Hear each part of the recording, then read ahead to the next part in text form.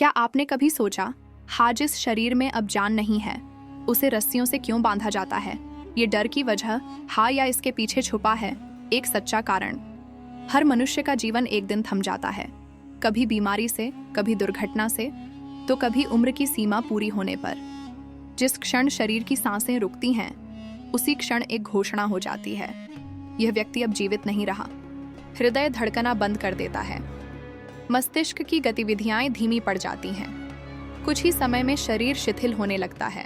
वह शरीर जो कुछ देर पहले तक चल रहा था, बोल रहा था, अब पूरी तरह निर्जीव हो जाता है। मृत्यु के बाद पहला काम होता है शरीर को सम्मान पूर्वक स्थिर अवस्था में रखना।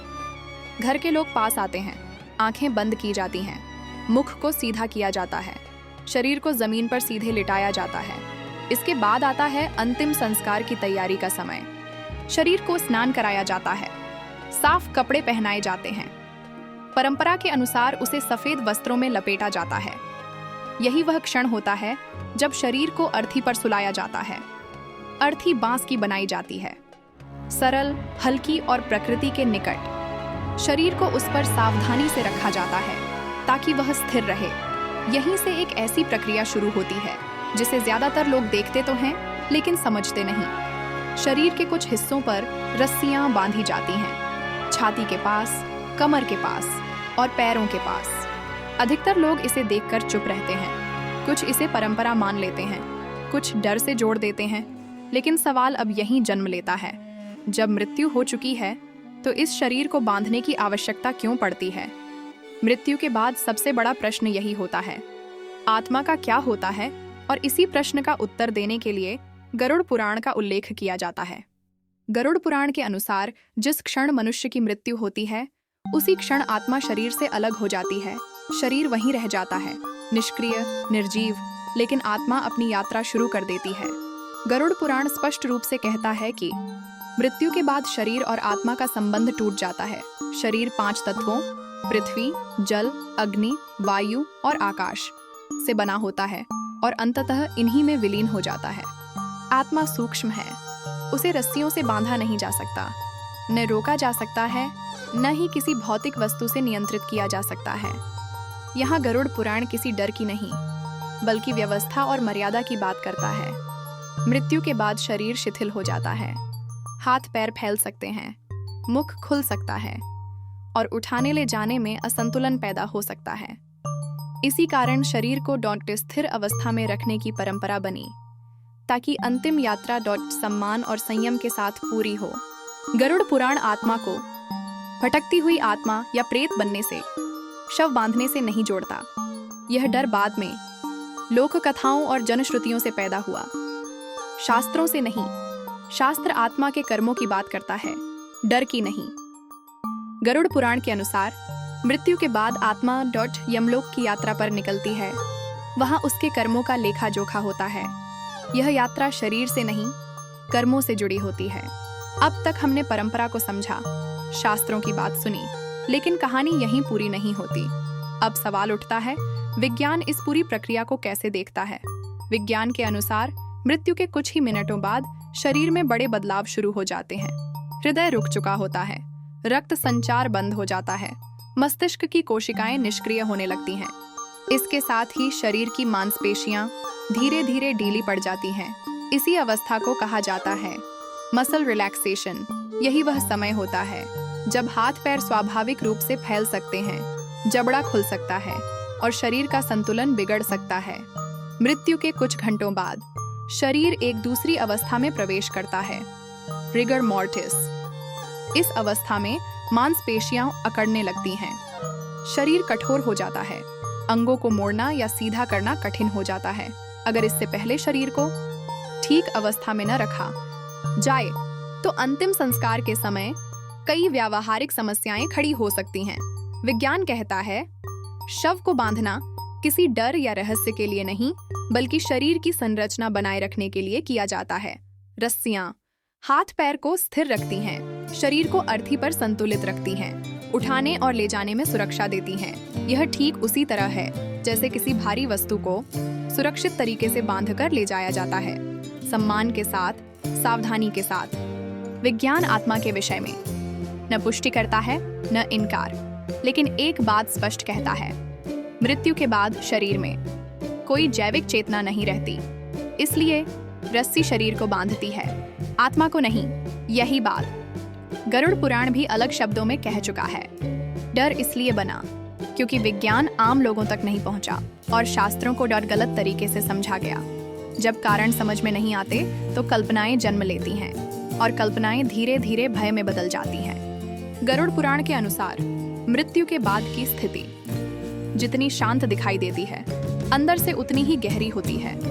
जिस क्षण प्राण शरीर का त्याग करते हैं, आत्मा स्वयं को अपने ही शरीर के पास खड़ा पाती है। वह देखती है वही शरीर जिसे वह जीवन भर मैं कहती रही, अब निर्जीव पड़ा है। गरुड़ पुराण बताता है कि मृत्यु के बाद प्रारंभिक समय में आत्मा भ्रम की अवस्था में रहती है। उसे समझ नहीं आता वह बोल क्यों नहीं पा रही, लोग उसे क्यों नहीं सुन रहे, उसका शरीर क्यों नहीं उठ रहा। यह अवस्था अत्यंत संवेदनशील होती है। शास्त्र कहता है आत्मा का सबसे बड़ा बंधन शरीर के प्रति मोह होता है। वह अपने शरीर के पास ही मंडराती है, अपने परिजनों को रोते देखती है, उन्हें छूना चाहती है पर छू नहीं पाती। यहीं से आत्मा को अपने नए अस्तित्व का बोध होता है। गरुड़ पुराण में कहा गया है कि अंतिम संस्कार केवल शरीर के लिए नहीं बल्कि आत्मा के लिए भी मार्गदर्शक होते हैं। जब शरीर को सम्मान और मर्यादा के साथ अर्थी पर रखा जाता है तो आत्मा को संकेत मिलता है अब उसका समय समाप्त हो चुका है। इसी कारण व्यवस्था, शांति और संयम अंतिम यात्रा में अत्यंत आवश्यक माने गए हैं। गरुड़ पुराण यह स्पष्ट करता है कि शरीर को स्थिर रखने की प्रक्रिया आत्मा को बांधने के लिए नहीं है बल्कि यह अव्यवस्था से बचाने के लिए, मर्यादा बनाए रखने के लिए, आत्मा को मोह से मुक्त होने का संकेत देने के लिए एक संकेतात्मक व्यवस्था है। गरुड़ पुराण के अनुसार एक निश्चित समय के बाद यमदूत आत्मा के समीप आते हैं। वे आत्मा को बताते हैं अब उसे आगे की यात्रा करनी है। यह यात्रा शरीर के साथ नहीं, कर्मों के साथ होगी। मृत्यु के बाद सबसे पहले शरीर को शांत अवस्था में सीधा लिटाया जाता है, आंखें बंद की जाती हैं और मुख को व्यवस्थित किया जाता है ताकि शरीर में किसी प्रकार की अव्यवस्था न रहे। इसके बाद शरीर को स्नान कराया जाता है। यह स्नान केवल बाहरी स्वच्छता के लिए नहीं बल्कि जीवन की समाप्ति और शांति के प्रतीक के रूप में किया जाता है। स्नान के बाद शरीर को स्वच्छ वस्त्र पहनाए जाते हैं और प्रायः सफेद कपड़े में लपेटा जाता है। सफेद रंग यहाँ शोक का नहीं बल्कि त्याग, शांति और वैराग्य का संकेत माना जाता है। इसके बाद शरीर को अर्थी पर सुलाया जाता है। अर्थी इसलिए बनाई जाती है क्योंकि अब यह शरीर स्वयं चलने में सक्षम नहीं है और उसे अंतिम यात्रा के लिए सहारे की आवश्यकता होती है। बांस की अर्थी इसलिए प्रयोग में लाई जाती है क्योंकि बांस हल्का होता है, शीघ्र नष्ट हो जाता है और स्थायित्व का भ्रम नहीं देता। यह याद दिलाता है कि जिस प्रकार बांस अस्थायी है उसी प्रकार मनुष्य का शरीर भी अस्थायी है। अर्थी में 4 कंडियां होना कोई संयोग नहीं है। परंपरा और गरुड़ पुराण की व्याख्या के अनुसार ये 4 कंडियां शरीर के पंचतत्वों की ओर लौटने का संकेत देती हैं। यह दर्शाती हैं कि शरीर पृथ्वी, जल, अग्नि और वायु के नियमों के अधीन है और अंत में इन्हीं में विलीन होगा। 4 कंधों पर अर्थी उठाई जाना यह भी बताता है कि यह अंतिम भार कोई अकेला नहीं उठाता बल्कि समाज मिलकर निभाता है। इसी चरण में शरीर को अर्थी पर स्थिर किया जाता है। रस्सियों का उपयोग यहाँ आत्मा को बांधने के लिए नहीं बल्कि शरीर की मर्यादा और संतुलन बनाए रखने के लिए किया जाता है। अर्थी श्मशान तक पहुंच चुकी है। चारों ओर समाज और परिवार मौन में खड़ा है। यह वह क्षण है जहां शरीर की अंतिम यात्रा पूर्ण होने लगती है। गरुड़ पुराण के अनुसार अग्नि केवल जलाने का माध्यम नहीं है, अग्नि शुद्धि का प्रतीक है जिसके माध्यम से शरीर अपने मूल तत्वों में लौटता है। जब मुखाग्नि दी जाती है तो वह केवल लकड़ी को नहीं जलाती, वह देह के प्रति अंतिम आसक्ति को भी समाप्त करती है। आत्मा को यह संकेत मिलता है कि अब उसका शरीर से कोई संबंध शेष नहीं। अग्नि के स्पर्श से शरीर धीरे धीरे पंच तत्वों में विलीन होने लगता है, पृथ्वी, जल, अग्नि, वायु और आकाश।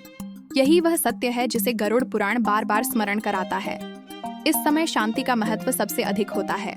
रोना, चिल्लाना या अव्यवस्था आत्मा को नहीं, जीवित मनुष्यों के मन को अशांत करती है। इसलिए संयम और मौन को प्रधान माना गया है। गरुड़ पुराण यह भी बताता है कि अग्नि संस्कार के बाद आत्मा आगे की यात्रा के लिए मुक्त होती है। वह कर्मों के पथ पर बढ़ती है, न कि शरीर के बंधन में रहती है। अग्नि के शांत होने के साथ शरीर की यात्रा समाप्त होती है, लेकिन आत्मा की यात्रा आरंभ होती है श्मशान में, वही स्थान जहां कुछ समय पहले भीड़ थी, अब धीरे धीरे खाली हो रहा है। लोग मौन में लौट रहे हैं, कोई तेज कदम नहीं, कोई बातचीत नहीं। गरुड़ पुराण के अनुसार यह समय आत्मा के लिए महत्वपूर्ण होता है। शरीर पंच तत्वों में विलीन हो चुका है। अब आत्मा का शरीर से अंतिम संबंध भी समाप्त हो जाता है। जीवित लोग पीछे रह जाते हैं, लेकिन आत्मा आगे बढ़ चुकी होती है। उसकी यात्रा कर्मों के साथ आगे बढ़ती है, न कि देह के साथ। इस समय शांति को महत्व दिया गया है, क्योंकि शांति आत्मा को नहीं, जीवित मन को सहारा देती है। गरुड़ पुराण यह समझाता है कि मृत्यु के बाद का यह मौन डर का नहीं, स्वीकार का प्रतीक है। यह स्वीकार कि शरीर नश्वर है और आत्मा निरंतर है। अग्नि के शांत होने के बाद श्मशान में अगला चरण आता है अस्थि संग्रह का। गरुड़ पुराण के अनुसार यह प्रक्रिया शरीर के अंतिम अंशों को सम्मान के साथ एकत्र करने का प्रतीक है। अग्नि ने देह को पंच तत्वों में लौटा दिया है, लेकिन जो अवशेष शेष रहते हैं वे स्मृति और कर्तव्य से जुड़े होते हैं। परिजन शांति से अस्थियों को एकत्र करते हैं। कोई हड़बड़ी नहीं, कोई शोर नहीं। यह कार्य संयम और श्रद्धा से किया जाता है। अस्थि संग्रह यह संकेत देता है कि शरीर की यात्रा अब पूरी तरह समाप्त हो चुकी है और आत्मा आगे के पथ पर बढ़ चुकी है। गरुड़ पुराण बताता है कि अस्थियों का सम्मान जीवित लोगों के मन को संतुलन देता है। यह कर्म पश्चाताप नहीं, कर्तव्य बोध है। इसके बाद अस्थियों को पवित्र जल में विसर्जित करने की परंपरा है। यह जल के माध्यम से पृथ्वी और आकाश के बीच संतुलन का संकेत है। अस्थि संग्रह का उद्देश्य आत्मा को रोकना नहीं, बल्कि मन को स्वीकार सिखाना है। मृत्यु के बाद की हर क्रिया डर से नहीं, व्यवस्था और शांति से जुड़ी है। गरुड़ पुराण के अनुसार ये क्रिया शरीर के शेष अंशों को प्रकृति में लौटाने का प्रतीक है।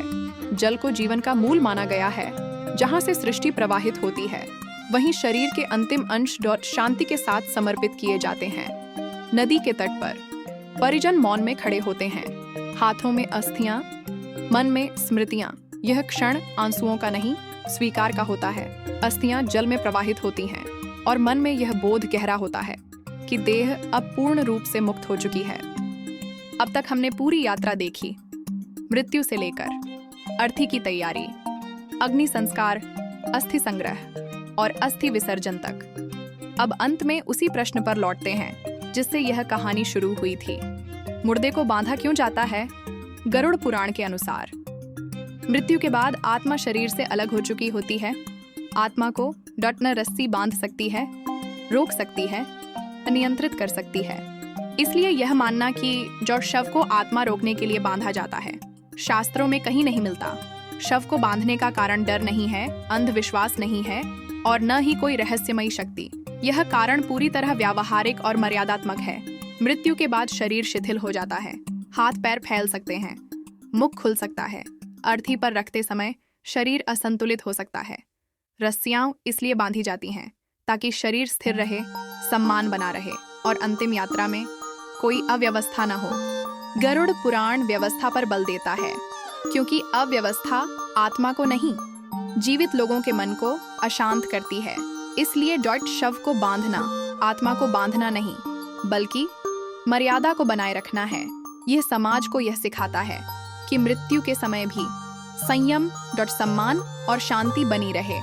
अंत में यही सत्य है, डर नहीं, बंधन नहीं, अंधविश्वास नहीं, केवल व्यवस्था, सम्मान और स्वीकार। यही कारण है कि मुर्दे को बांधा जाता है। अगर आप यहाँ तक पहुँच गए हो तो प्लीज चैनल को सब्सक्राइब कर लें, वीडियो को लाइक करें, कमेंट में जय श्री राम लिखें।